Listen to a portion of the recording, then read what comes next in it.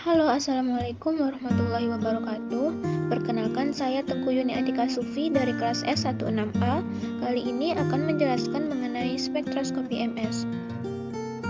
Pembahasan mengenai spektroskopi MS kali ini yaitu yang pertama, mengenai sejarah spektroskopi MS.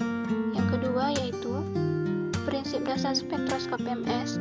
Yang ketiga yaitu instrumentasi spektroskopi MS. Yang keempat yaitu ionisasi spektrometri MS, dan yang kelima yaitu mengenai limpahan isotop. Nah, yang pertama, saya akan menjelaskan mengenai sejarah spektroskopi MS. Sejarah spektroskopi MS. Pada tahun 1886, Eugen Goldstein mengamati sinar dari gas yang berpendar pada tekanan rendah ketika dialiri arus listrik yang berpindah dari anoda ke katoda, di mana sinar ini berbeda dengan arah muatan negatif sinar katoda yang berpindah dari katoda ke anoda, sehingga Goldstein ini menyebutnya dengan muatan positif sinar anoda atau kanal Strickland. Dalam bahasa Inggris disebut canal rays. Pada tahun 1889, Wilhelm Wien menemukan bahwa medan listrik dan medan magnet yang kuat dapat membelokkan kanal rays tersebut. Dikonstruksikanlah sebuah instrumen medan magnet dan medan listrik paralel yang dapat memisahkan sinar positif berdasarkan perbandingan muatan per massa. Nah, Wien ini menemukan bahwa rasio muatan per massa bergantung pada sifat gas dalam tabung tidak bermuatan tersebut.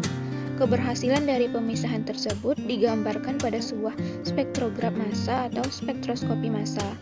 Pada tahun 1958, aplikasi pertama dari spektrometri massa adalah untuk menganalisis asam amino dan peptida. Nah, dan sekarang penggunaan istilah spektroskopi massa tidak begitu cocok karena dapat disalahartikan jika dibandingkan dengan alat spektroskopi pada umumnya. Nah, oleh karena itu sekarang digunakan istilah spektrometri massa yang disingkat mass spec atau MS.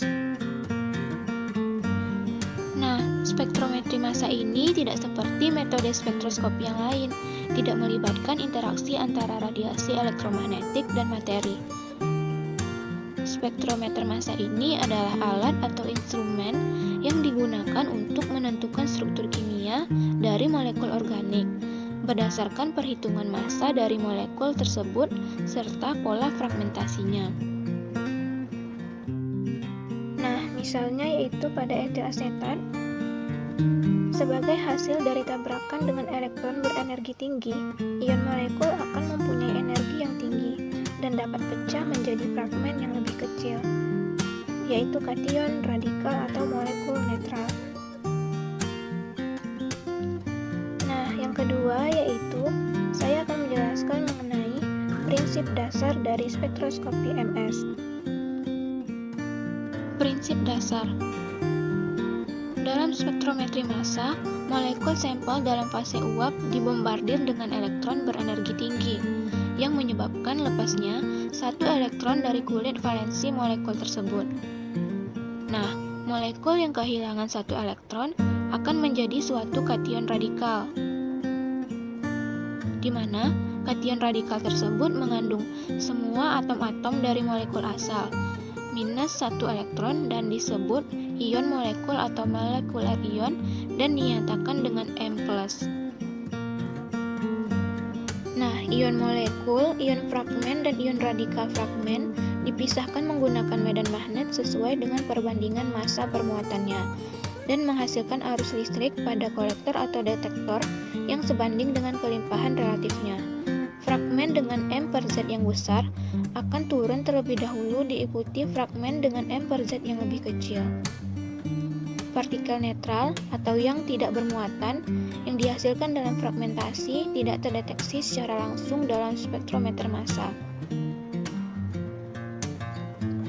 Nah, kebanyakan kation yang dihasilkan dalam spektrometer massa ini mempunyai muatan sama dengan 1, sehingga M per Z-nya secara langsung menunjukkan massa dari kation tersebut.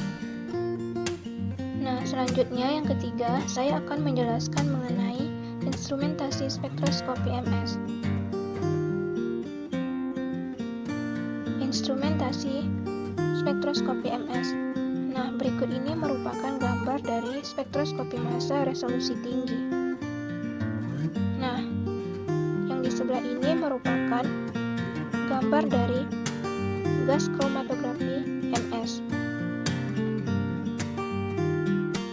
Nah, berikut ini merupakan instrumentasi dari pemisahan ion di spektroskopi MS, di mana sampel diuapkan di bawah vakum dan diionkan menggunakan berkas elektron. Ion sampel dipercepat menggunakan medan listrik memasuki tabung penganalisis dan dilakukan dalam medan magnet. Dalam kekuatan medan magnet yang diberikan, hanya ion-ion positif dan radikal positif akan difokuskan ke detektor, sedangkan ion-ion yang lain atau radikal netral akan dibelokkan ke dinding tabung. Ion dengan M per Z lebih besar akan mencapai detektor lebih dulu, diikuti M per Z yang lebih kecil. Arus listrik yang diterima detektor akan diperkuat, dan spektrum massa dari sampel akan direkam.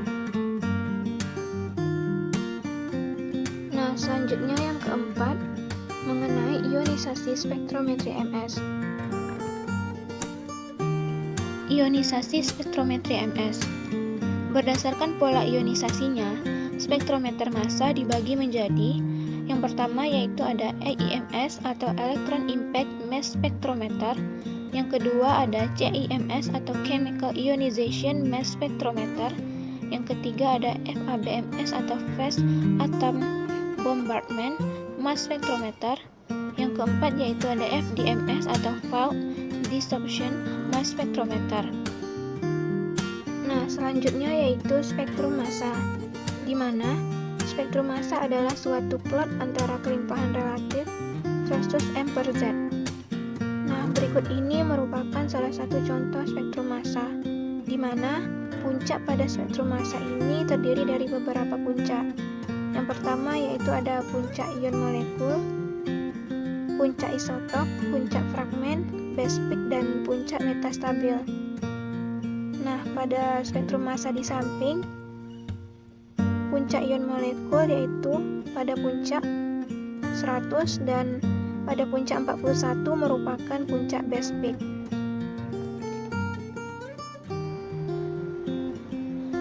Kelimpahan fragmen tergantung pada kesetimbangan antara kecepatan pembentukan dan dekomposisinya. Fragmen yang melimpah terbentuk dengan mudah dan mempunyai tendensi yang rendah untuk terfragmentasi lebih lanjut atau relatif stabil. Nah, fragmen yang paling melimpah ini dinyatakan mempunyai kelimpahan relatif atau relative abundance 100% dan disebut dengan base peak. Nah, kelimpahan fragmen-fragmen yang lain dinyatakan relatif terhadap base peak. Nah, selanjutnya yaitu yang kelima, mengenai limpahan isotop. Kelimpahan isotop. Massa dan kelimpahan beberapa isotop di alam adalah penting dalam spektrometri massa. Nah, berikut ini merupakan tabel dari komposisi isotop dari beberapa elemen, seperti hidrogen, karbon, nitrogen, oksigen, sulfur, klorin, bromin, dan iodin. Nah, berikut ini merupakan spektrum massa dari klorin.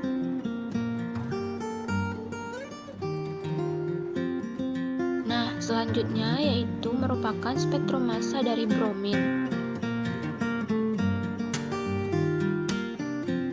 Nah, berikut ini merupakan spektrum massa dari sulfur. Nah, itu tadi penjelasan mengenai spektroskopi MS. Jika ada kesalahan maupun kekurangan, saya mohon maaf. Assalamualaikum warahmatullahi wabarakatuh.